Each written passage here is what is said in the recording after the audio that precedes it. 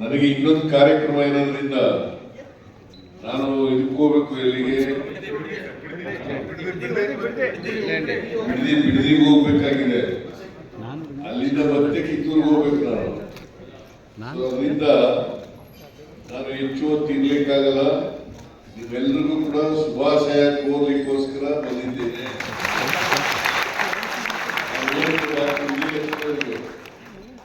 ದೀಪ ಹಚ್ಕೊಂಡು ಹೋಗ್ತೀನಿ ಅಂತ ಹೇಳಿದ್ದೆ.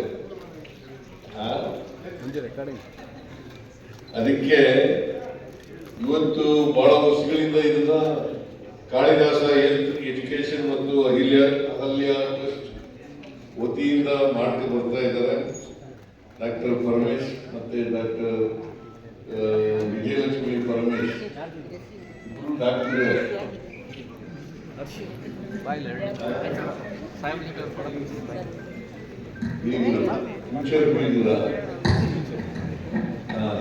ಏನೋ ಒಳ್ಳೇದಾಗಲಿ ನಿಮ್ಗೆ, ಇವ್ರಿಗೆ ದಂಪತಿಗಳಿಗೂ ಕೂಡ ಒಳ್ಳೇದಾಗಲಿ. ಇವತ್ತು ವಿದ್ಯಾರ್ಥಿಗಳು 250 ಜನ ವಿದ್ಯಾರ್ಥಿಗಳಿಗೆ ಸೆಲೆಕ್ಟ್ ಆಗಿದ್ರು. ಅವ್ರು ಗೌರ್ಮೆಂಟ್ ಸೀಟ್ ಸಿಕ್ಕಿರೋದು. ಅದರಲ್ಲಿ 200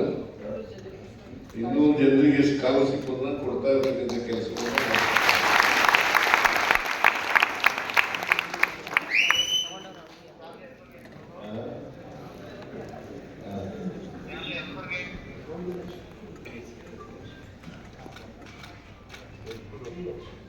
ಬಿಡಪ್ಪ. ಅದೆಲ್ಲ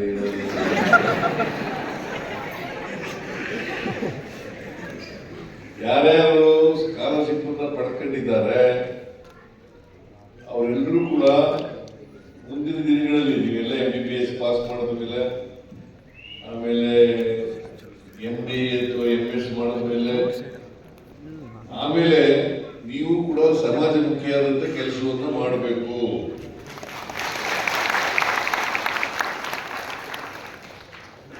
ಈಗ ಸ್ಕಾಲರ್ಶಿಪ್ ಸಿಗ್ತದೆ, ಈಗ ತಕ್ಷಣ ಮಾಡಿ ಅಂತ ಹೇಳಲ್ಲ. ನೀವು ಉತ್ತಮವಾದಂಥ ಸ್ಥಾನಕ್ಕೆ ಹೋದಾಗ, ಆಗ ನಿಮ್ಮ ಕೈಲಿ ಶಕ್ತಿ ಇರುವಾಗ ನೀವೆಲ್ಲರೂ ಕೂಡ ಸಮಾಜದಲ್ಲಿ ಇರ್ತಕ್ಕಂಥ ಜನರಿಗೆ, ಯಾಕಂದ್ರೆ ಸಮಾಜದಲ್ಲಿ ಅಸಮಾನತೆ ಹೋಗದೇನೆ ಜಾತಿ ವ್ಯವಸ್ಥೆ ಹೋಗಲ್ಲ. ಸಮಾನತೆ ಬರದೇನೆ ಸಮಾಜ ನಿರ್ಮಾಣ ಆಗಲ್ಲ.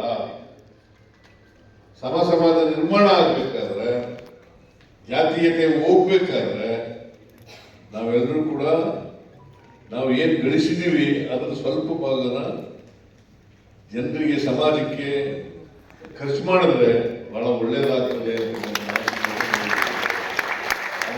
ನಿಮ್ಮ ಜೀವನ ಸಾರ್ಥಕ ಆಗ್ಬೇಕಾದ್ರೆ ನೀವೆಲ್ಲರೂ ಕೂಡ ಸಮಾಜಮುಖಿಗಳಾಗಿ ಇರಲೇಬೇಕು. ಅದಕ್ಕೋಸ್ಕರ ಡಾಕ್ಟರ್ ವಿಜಯಲಕ್ಷ್ಮಿ ಮತ್ತು ಪರಮೇಶ್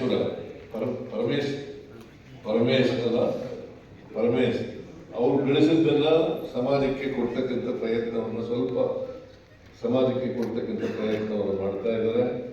ಅದೇ ರೀತಿ ನೀವು ಕೂಡ ಮಾಡಬೇಕು ಅಂತಕ್ಕಂಥ ಮಾತುಗಳನ್ನ ಈ ಸಂದರ್ಭದಲ್ಲಿ ಹೇಳ್ತಾ, ಡಾಕ್ಟರ್ ವಿಜಯಲಕ್ಷ್ಮಿ ಪರಮೇಶ್ಗೆ ಮತ್ತು ಪರಮೇಶ್ಗೆ ಅವರೆಲ್ಲರಿಗೂ ಕೂಡ ಆಯುಷು ಆರೋಗ್ಯ ಇನ್ನೂ ದೊರಕಲಿ, ಇಂಥ ಸಮಾಜಮುಖಿಯಾದಂಥ ಕೆಲಸವನ್ನು ಮುಂದುವರಿಸಲಿ ಅಂತಕ್ಕಂಥ ಮಾತುಗಳನ್ನು ಹೇಳಿ,